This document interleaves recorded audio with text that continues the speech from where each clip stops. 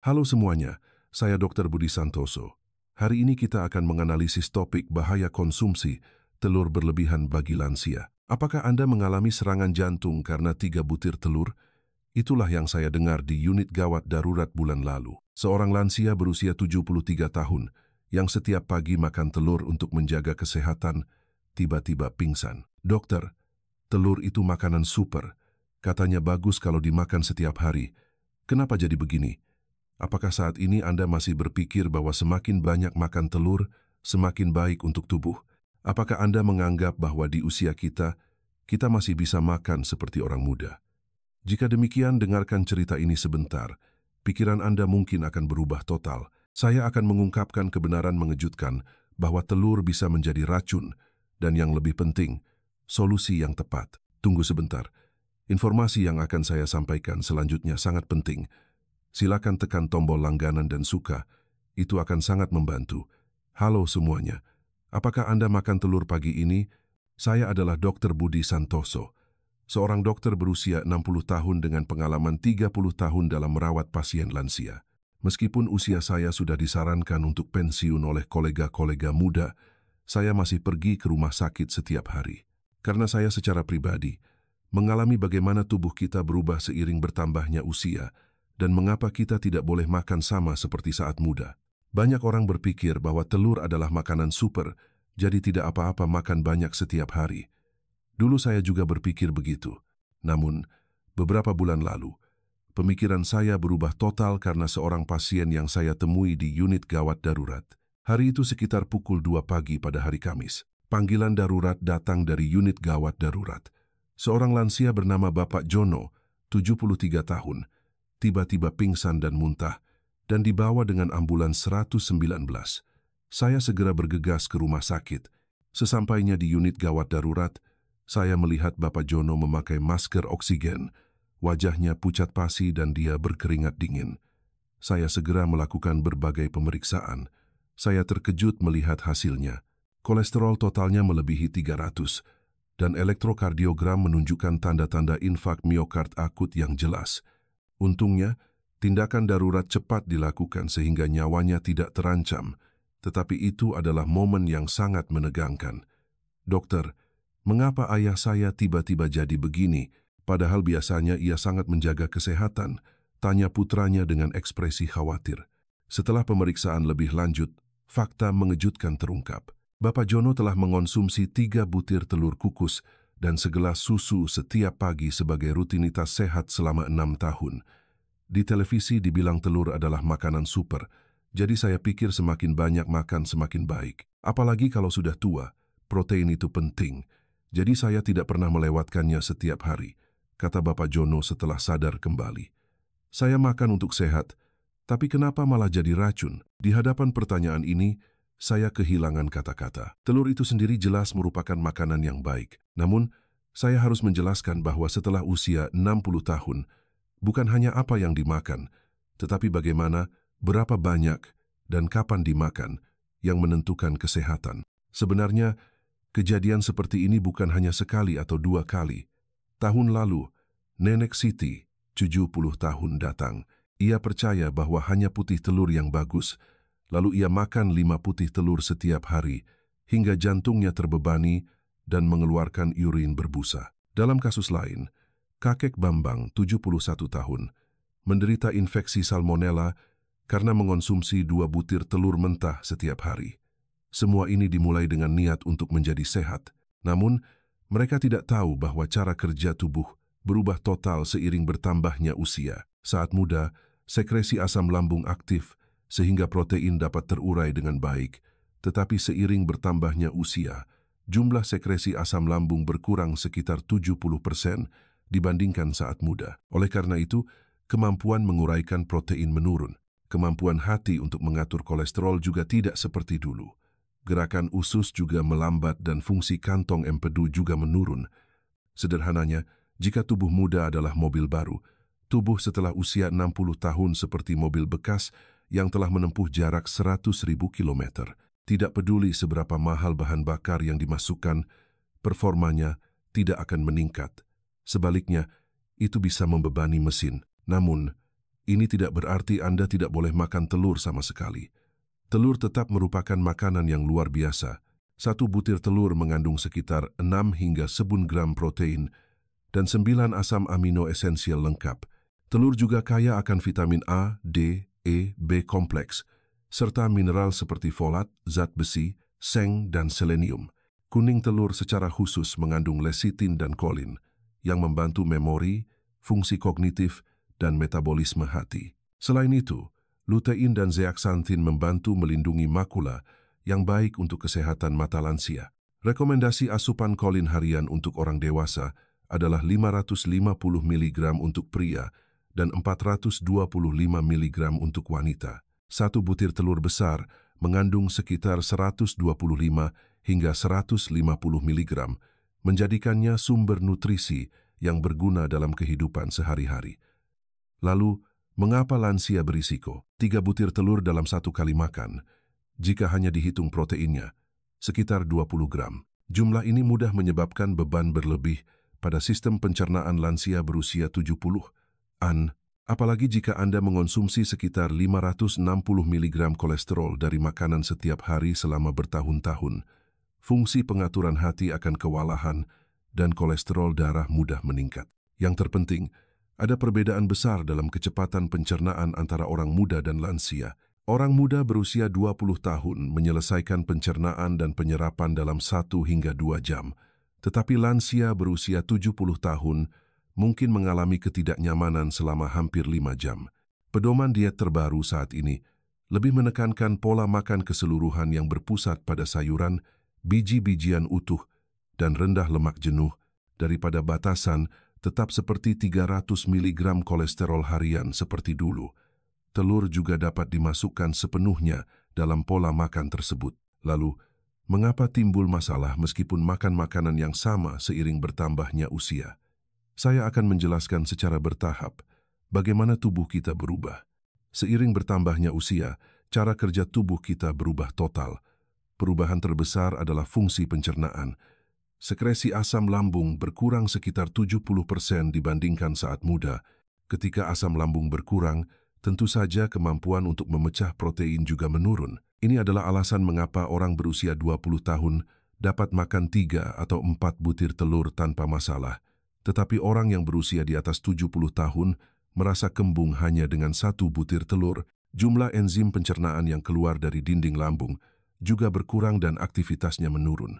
Oleh karena itu dibutuhkan waktu lebih lama dan beban lebih besar untuk mencerna makanan yang sama. Kemampuan hati untuk mengatur kolesterol juga tidak seperti dulu. Saat muda, jika ada banyak kolesterol yang masuk, hati akan mengaturnya sendiri. Hati akan mengurangi sintesis kolesterol atau meningkatkan jumlah yang dikeluarkan melalui empedu untuk menjaga kadar dalam darah tetap stabil. Namun, seiring bertambahnya usia, fungsi pengaturan ini melambat. Jumlah sel hati juga berkurang dan fungsinya menurun. Oleh karena itu, kadar kolesterol dalam darah lebih mudah meningkat meskipun mengonsumsi jumlah kolesterol yang sama. Gerakan usus juga melambat, otot-otot dinding usus melemah, dan fungsi sistem saraf usus juga menurun. Ini adalah alasan mengapa banyak lansia menderita sembelit. Fungsi kantong empedu juga melambat, sehingga sekresi dan konsentrasi empedu yang mencerna lemak tidak lancar. Karena kantong empedu tidak dapat mengeluarkan empedu dengan baik, makanan berlemak tidak tercerna dan menyebabkan kembung.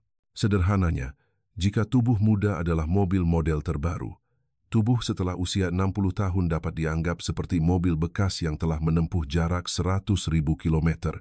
Mesinnya tidak sekuat dulu, dan berbagai komponen juga aus, jadi tidak peduli seberapa bagus bahan bakar yang dimasukkan, tidak akan berjalan seperti mobil baru. Sebaliknya, jika Anda secara berlebihan memasukkan bahan bakar mahal, itu bisa membebani mesin. Namun, ini tidak berarti telur adalah makanan yang buruk. Sebaliknya, telur adalah makanan yang luar biasa, yang penuh dengan nutrisi penting bagi lansia. 1 butir telur mengandung sekitar 6 hingga 7 gram protein berkualitas tinggi. Yang lebih penting adalah ke-9 asam amino esensialnya lengkap. Ini adalah nutrisi yang tidak dapat diproduksi oleh tubuh kita dan harus diperoleh dari makanan. Seiring bertambahnya usia, massa otot berkurang dan protein berkualitas tinggi ini sangat penting untuk menjaga otot. Telur juga sangat kaya akan vitamin. Vitamin A membantu kekebalan dan penglihatan, dan vitamin D sangat diperlukan untuk kesehatan tulang dan penyerapan kalsium. Terutama lansia cenderung kekurangan vitamin D yang dapat dipenuhi dengan telur. Vitamin E memiliki efek antioksidan, dan vitamin B9 penting untuk fungsi sistem saraf dan metabolisme energi. Folat membantu mencegah anemia dan juga mengandung banyak mineral seperti zat besi, seng, dan selenium. Semuanya adalah nutrisi yang cenderung kurang pada lansia.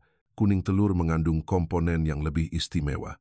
Ini adalah lecitin dan kolin yang membantu memori dan fungsi kognitif serta melancarkan proses metabolisme hati dalam mengolah lemak. Ini juga dapat membantu mencegah demensia, menjadikannya nutrisi yang sangat berharga bagi lansia. Berdasarkan standar orang dewasa, rekomendasi asupan kolin untuk pria adalah 550 mg dan untuk wanita adalah 425 mg. Satu butir telur besar mengandung sekitar 125 hingga 150 mg, sehingga telur merupakan makanan yang sangat baik untuk mendapatkan kolin dalam kehidupan sehari-hari. Telur juga mengandung lutein dan zeaxanthin. Komponen-komponen ini terkonsentrasi di daerah makula mata kita dan melindungi mata dari sinar ultraviolet dan cahaya biru. Mereka memainkan peran yang sangat penting dalam mencegah degenerasi makula yang mudah terjadi seiring bertambahnya usia. Ini membantu mencegah penglihatan kabur dan penurunan penglihatan. Lalu, mengapa lansia berisiko meskipun mengonsumsi telur yang begitu baik? Masalahnya adalah jumlah dan cara mengonsumsinya. Jika 3 butir telur dalam satu kali makan, proteinnya saja sudah sekitar 20 gram. Ini bukan masalah besar bagi orang muda, tetapi jumlah ini mudah menyebabkan beban berlebih pada lambung lansia berusia 70-an. Jika tiba-tiba banyak protein masuk dalam kondisi sekresi asam lambung yang berkurang, lambung akan kesulitan memprosesnya. Apalagi kolesterol yang terkandung dalam 3 butir telur sekitar 560 mg per hari. Dan jika ini dikonsumsi terus-menerus selama 6 tahun, fungsi pengaturan hati akan kewalahan. Karena hati tidak dapat memproses semua kolesterol yang masuk, meskipun bekerja keras, kolesterol dalam darah terus meningkat, terutama dalam nutrisi modern. Mengurangi lemak jenuh dianggap lebih penting untuk meningkatkan kadar kolesterol jahat daripada kolesterol itu sendiri. Lemak jenuh yang terkandung dalam daging olahan seperti bacon atau sosis, serta mentega atau keju, seringkali menjadi masalah. Perbedaan kecepatan pencernaan antara orang muda dan lansia juga sangat mengejutkan. Orang muda berusia 20 tahun menyelesaikan pencernaan dan penyerapan telur dalam 1 hingga 2 jam, tetapi lansia berusia 70 tahun mungkin mengalami beban lambung selama hampir 5 jam. Itulah mengapa, jika Anda makan telur di malam hari, Anda akan merasa kembung sepanjang malam dan sulit tidur. Ada kasus serupa lainnya. Nenek Siti, 70 tahun, percaya bahwa hanya putih telur yang bagus dan makan 5 putih telur setiap hari. Ia berpikir bahwa jika hanya makan putih telur, itu akan baik-baik saja karena khawatir dengan kolesterol di kuning telur. Namun beberapa bulan kemudian, ia datang ke rumah sakit karena banyak busa di urin. Pemeriksaan menunjukkan bahwa jantungnya terbebani. Ia mengonsumsi terlalu banyak protein, sehingga ginjalnya kesulitan memprosesnya. Fungsi ginjal juga menurun seiring bertambahnya usia, dan protein berlebihan bisa menjadi racun. Ada juga kakek Bambang, 71 tahun. Ia menderita infeksi salmonella karena mengonsumsi 2 butir telur mentah setiap hari. Ia percaya bahwa telur mentah baik untuk vitalitas dan terus mengonsumsinya. Masalahnya adalah seiring bertambahnya usia, kekebalan tubuh menurun sehingga lebih rentan terhadap infeksi bakteri daripada saat muda. Apa yang tidak menjadi masalah saat muda bisa berbahaya saat tua. Oleh karena itu, bagi lansia atau orang dengan kekebalan tubuh yang lemah, secara prinsip aman untuk mengonsumsi telur yang dimasak sepenuhnya. Artinya, kuning dan putih telur dimasak hingga padat. Jika Anda tetap ingin mengonsumsi telur setengah matang, sebaiknya gunakan telur yang telah dipasteurisasi. Ini adalah telur yang diproses pada suhu yang membunuh bakteri sehingga aman. Jadi, apakah kita harus berhenti makan telur sekarang? Tentu saja tidak. Masalahnya bukan pada telur itu sendiri, tetapi pada cara mengonsumsinya. Jika Anda tahu cara yang tepat untuk tubuh lansia, Anda bisa mengonsumsi telur dengan aman dan lezat. Saya akan memberikan 5 prinsip yang saya pelajari selama 35 tahun merawat pasien lansia. Prinsip pertama adalah membangunkan lambung terlebih dahulu. Jangan langsung makan telur setelah bangun tidur di pagi hari. Jika Anda tiba-tiba membangunkan lambung yang sedang istirahat semalaman, ia akan terkejut. Minumlah segelas air hangat secara perlahan, tepat 30 menit sebelum makan telur. Air dengan suhu yang tidak terlalu panas atau dingin, mirip dengan suhu tubuh, adalah yang terbaik. Ini akan memulai sekresi asam lambung secara bertahap dan gerakan peristaltik usus juga akan bekerja dengan lancar. Ini seperti memanaskan mesin sebelum menyalakan mobil. Banyak orang langsung minum air dingin atau kopi panas setelah bangun tidur di pagi hari. Ini akan menyebabkan kejutan pada lambung. Terutama lambung lansia lebih sensitif dan stres karena perubahan suhu yang tiba-tiba. Prinsip kedua adalah metode memasak yang optimal. Yang terbaik adalah telur setengah matang yang direbus sekitar 6 menit 30 detik, atau telur orak-arik yang lembut yang dibuat dengan sedikit susu atau air di atas api kecil juga sangat baik. Standar keamanannya adalah suhu internal telur harus di atas 71 hingga 72 derajat Celcius. Terutama jika Anda ingin makan telur setengah matang, pastikan untuk menggunakan telur yang telah dipasteurisasi. Membuat telur setengah matang dari telur biasa memiliki risiko infeksi bakteri. Banyak orang menyukai telur goreng. Sebenarnya telur goreng itu sendiri tidak buruk. Masalahnya adalah bahan-bahan yang disertakan. Bahan-bahan seperti mentega, bacon, atau sosis mengandung banyak lemak jenuh dan natrium yang membebani jantung. Jika memungkinkan, konsumsilah telur rebus tanpa cangkang, atau telur orak-arik yang dibuat dengan api kecil dan gunakan minyak dalam jumlah yang sangat sedikit. Sebaiknya gunakan sedikit minyak zaitun atau minyak wijen dan masak perlahan di atas api kecil. Prinsip ketiga adalah kapan Anda mengonsumsinya. Makan telur di pagi atau siang hari. Hindari makan telur di malam hari jika memungkinkan. Terutama jangan pernah makan telur 3 jam sebelum tidur. Protein membutuhkan banyak energi untuk dicerna, jadi jika Anda berbaring sebelum pencernaan selesai, Anda akan merasa kembung dan sulit tidur. Anda juga harus memperhatikan jarak antara telur dan minuman. Banyak orang khawatir jus jeruk akan menghambat pencernaan protein, tetapi ini bukan masalah besar. Sebaliknya, vitamin C dalam jus jeruk membantu penyerapan zat besi dari telur. Namun, kopi atau teh hijau harus dipertimbangkan sedikit berbeda. Tanin dalam minuman ini dapat menghambat penyerapan zat besi dari telur. Terutama jika Anda menderita anemia, sebaiknya hindari kopi atau teh hijau sekitar 1 jam sebelum dan sesudah makan telur. Prinsip keempat adalah jumlah dan frekuensi yang sesuai dengan usia. Ini sangat penting. Untuk usia 60 hingga 65 tahun, 1 butir telur per hari atau 3 butir setiap 2 hari sudah cukup. Untuk usia 66 hingga 70 tahun, 1 butir telur per hari atau 1 butir setiap 2 hari. Untuk usia 71 hingga 75 tahun, 3 atau 4 kali seminggu, 1 butir per kali sudah baik. Untuk usia 76 hingga 80 tahun, kurangi menjadi sekitar 3 kali seminggu. Dan jika Anda berusia di atas 80 tahun, sekitar 2 kali seminggu sudah cukup. Jika kadar kolesterol darah Anda tinggi, atau Anda memiliki risiko penyakit kardiovaskular, batasi kuning telur menjadi 2 atau 3 butir seminggu, dan konsumsi lebih banyak putih telur. Namun, jika diet keseluruhan Anda baik untuk jantung, ceritanya berbeda.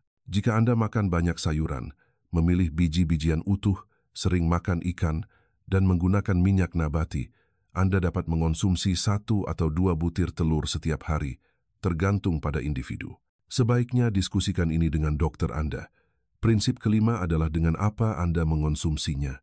Ada makanan yang cocok dengan telur. Jika dikonsumsi bersama sayuran seperti tomat, bayam, wortel, atau brokoli, penyerapan nutrisi akan jauh lebih baik.